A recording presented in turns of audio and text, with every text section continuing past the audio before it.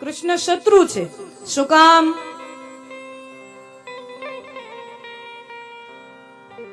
રૂકમી જે છે એ દુર્યોધનનો પરમ મિત્ર છે. હવે એના મિત્રોના નામ તમે સમજો. જે આ રૂકમી જે છે, રૂકમિણીજીનો જે ભાઈ છે એ દુર્યોધનનો પરમ મિત્ર છે, જરાસંધનો મિત્ર થાય, શિશુપાલનો મિત્ર થાય. આ બધા જે અધર્મી રાજાઓ છે એની સાથે એની મિત્રતા.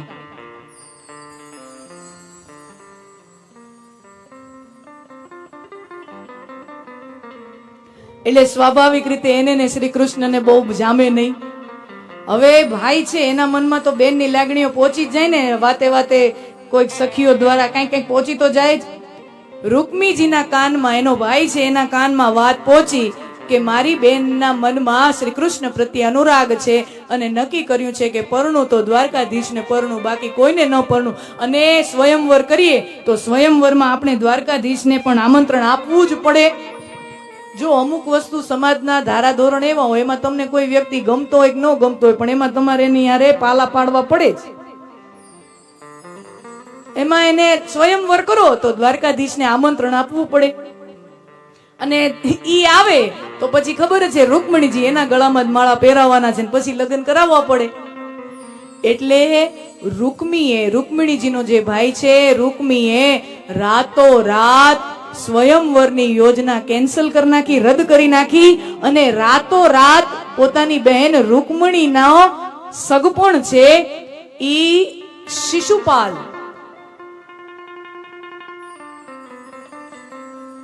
આમ જોવા જઈએ તો શ્રી કૃષ્ણના સંબંધમાં જ છે, શિશુપાલ ભાઈ થાય, એની સાથે રાતો રાત સગાઈ કરી. હવે રૂકમિણીજીને નજર કેદમાં રાખ્યા છે. ઈ શું કરે છે એની રજે રજની માહિતી એવી રીતે એની ઉપર માણસો ગોઠવ્યા છે એના ભાઈએ કે રૂકમિણીજી જે પણ કાંઈ કરે ને એની સીધી ખબર એના ભાઈ સુધી પહોંચે. નજર કેદમાં રાખી દીધી છે. હવે રૂકમિણીજી વિચારે કે દ્વારકાધીશ જેવો હાવજ આ સંસારમાં હોય, દ્વારકાધીશ જેવા પુરુષોત્તમ આ સંસારમાં હોય તો ઓલા શિયાળિયા જેવા શિશુપાલ હારે કોણ પણ પરણું તો શ્રી કૃષ્ણને પરણું, ઈ સિવાય અન્ય કોઈ પુરુષને ન પરણું. રૂકમિણીજી હવે જો અહીંયા બે ભાઈઓને, બહેન એમ કે પરણું તો આને પરણું, બીજા કોઈ ન પરણું, અને ભાઈ કે ગમે એની હારે પરણાવું પણ ઓની હારે તો નહીં જ. રાતો રાત પોતાના મિત્ર શિશુપાલ હારે સગાઈ કરી. અને પછી આપણે હરણ કર્યું એની કથા આપણે જાણીએ છીએ. હવે તમને સમજાણું શિશુપાલે હો ગાળો હું કામ દીધી હતી. ઈ દાઈશ ક્યાંથી આવી હતી? દાસ નો આવે. તમારું હગાઈ કોક ની યાર થઈ ગઈ હોય, સગાઈ થઈ ગઈ હોય અને પછી ઉપાડી દે તો હવે દાજ તો રે ને. આ હો ગાળું ક્યાંથી આવી હતી? ઈ દાજ આ હતી. તો રૂકમણીજી વિચાર કરે કે શ્રી કૃષ્ણ મને લેવા આવે તો કેવું સારું. તો પછી બુદ્ધિશાળી દીકરી છે એમ વિચાર કરે કે પણ દ્વારકાધીશને ખબર ક્યાં છે કે હું એને પ્રેમ કરું છું? એને ખબર પડે તો મને લેવા આવે ને. એને મારો કોઈ પરિચય નથી. અહીંયા પ્રેમ છે પણ અહીંયા એક તરફી પ્રેમ છે. રૂકમિણીજીને અનુરાગ છે પણ ત્યાં તો પરિચય પણ નથી કે આવું રૂકમિણીજી જેવું કોઈ પાત્ર છે. ભગવાનને ખબર પડે તો મને લેવા આવે. એટલે અત્યંત બુદ્ધિશાળી એવા રૂકમિણીજીએ સુંદર મજાનો પ્રેમ પત્ર લખ્યો છે. અને ગોર નામના બ્રાહ્મણ સાથે પ્રેમ પત્ર દ્વારકાધીશને મોકલ્યો છે. 7 શ્લોક છે ભાગવતની અંદર. રૂકમિણીજીનો જે પ્રેમ પત્ર છે ને એમાં 7 શ્લોકો છે. અને આ પ્રેમ પત્રનો મહિમા એવો, અને મહિમા તો ખરેખર સાહિત્ય તો એમ કહે છે, સાહિત્ય જગત એમ કહે છે કે આ વિશ્વમાં સૌથી પહેલો પ્રેમ પત્ર કોઈ લખ્યો હોય તો ઈ રૂકમિણીજીએ દ્વારકાધીશને પ્રેમ પત્ર લખ્યો છે. કોઈ સ્ત્રીએ કોઈ પુરુષને સૌથી પહેલો પ્રેમ પત્ર આ જગતમાં કોઈએ લખ્યો હોય તો રૂકમિણીજીએ દ્વારકાધીશને પ્રેમ પત્ર લખ્યો છે. અને આ પ્રેમ પત્રનો મહિમા એટલો જ છે કે તમે આજની તારીખે દ્વારકા જાઓ અને દ્વારકાનું જે મુખ્ય મંદિર છે, જગત મંદિર જેને કહેવાય, એ જગત મંદિરમાં શ્રી કૃષ્ણ પોતાના રાજવી ઠાઠબાઠ સાથે બિરાજમાન છે. ત્યાંના સેવા અર્ચન કાર્યમાં જે આચાર્યો રોકાયેલા હોય, જે બ્રહ્મ દેવતાઓ બ્રાહ્મણો રોકાયેલા હોય, એની ભગવાનની સેવા પૂજા કરે, શ્રૃંગાર કરે, ભોગ ધરે, જે પણ સેવા પૂજા જે કર્મ છે એમાં જે આચાર્યો રોકાયેલા હોય એ આજની તારીખે પણ 5600 વર્ષ પછી પણ નિત્ય એવરી ડે રોજે રોજ આ રૂકમણીજીનો પ્રેમ પત્ર ગાઈ અને ભગવાનને સંભળાવવામાં આવે છે. આજની તારીખે શ્રુત્વા ગુણાન ત્રિભુવન સુંદર. જુઓ, પ્રેમ પત્ર છે એટલે એમાં પ્રેમનો એકરાર કર્યો જ હોય. પ્રેમ પત્રમાં તો શું હોય, બીજું એમ જ હોય ને. પ્રેમ પત્રમાં પોતાની લાગણીઓનો, પોતાની ભાવનાઓનું એક્સપ્રેશન, એને જ તો પ્રેમ પત્ર કહેવાય ને.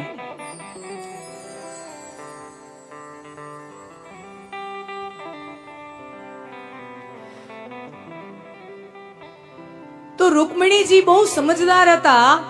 જો ખાલી એમ કહેવામાં સંદેશો મોકલવામાં આવે કે હું તમને પ્રેમ કરું છું, તમે મારો પત્ની રૂપે સ્વીકારો, તો સામે જે છે वो कोई ऐरा गैरा नत्थु गैरा नहीं है, वो स्वयं द्वारकाधीश है, नारायण है, पुरुषोत्तम है, सर्व पुरुषों में जो उत्तम है, श्रेष्ठ है, वो पुरुषोत्तम है.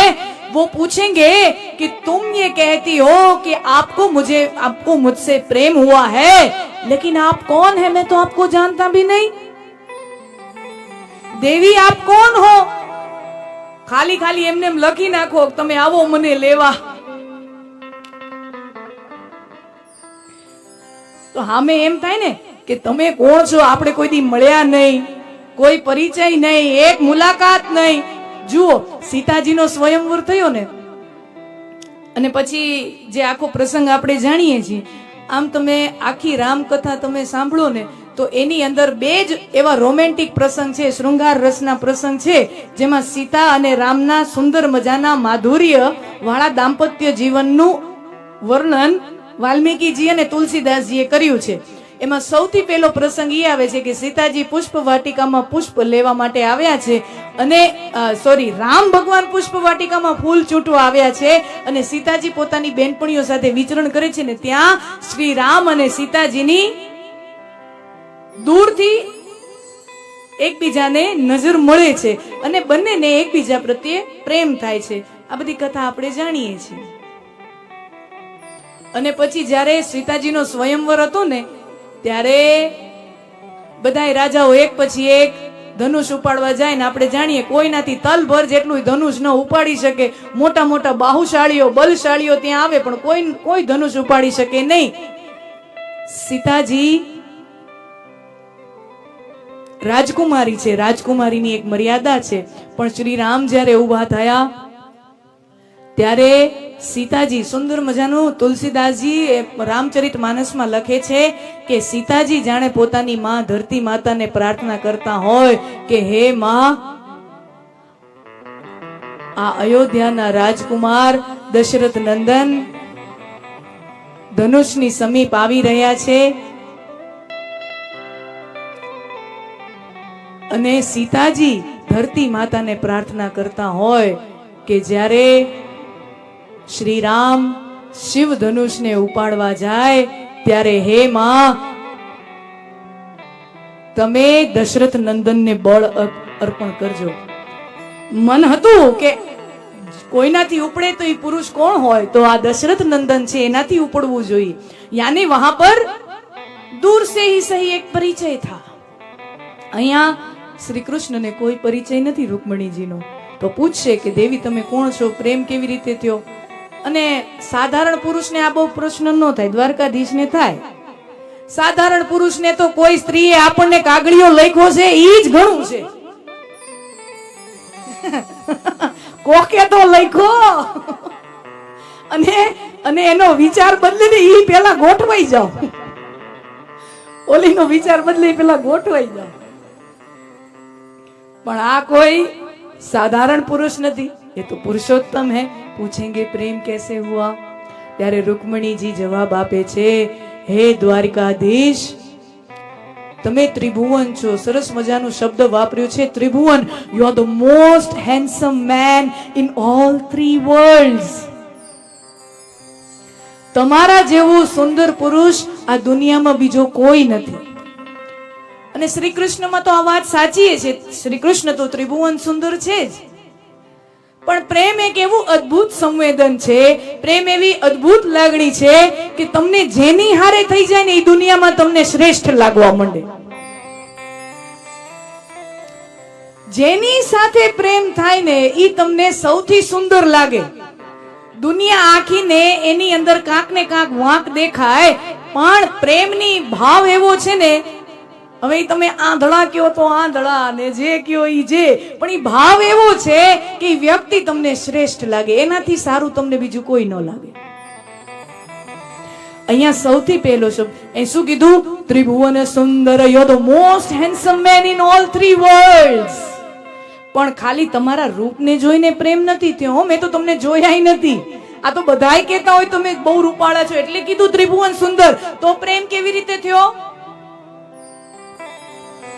રૂકમિણીજી કહે છે, શ્રુત્વા ગુણા, તમારા ગુણો સાંભળી સાંભળીને, તમારા લક્ષણો, તમારા વ્યક્તિત્વ વિશે સાંભળી સાંભળીને મને તમારી પ્રત્યે અનુરાગ થયો છે.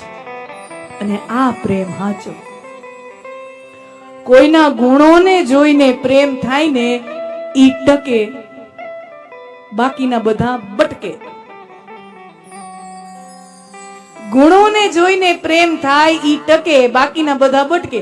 ઓલું તો ન હોય, શરૂમાં તો ભડકે બળતું હોય બધું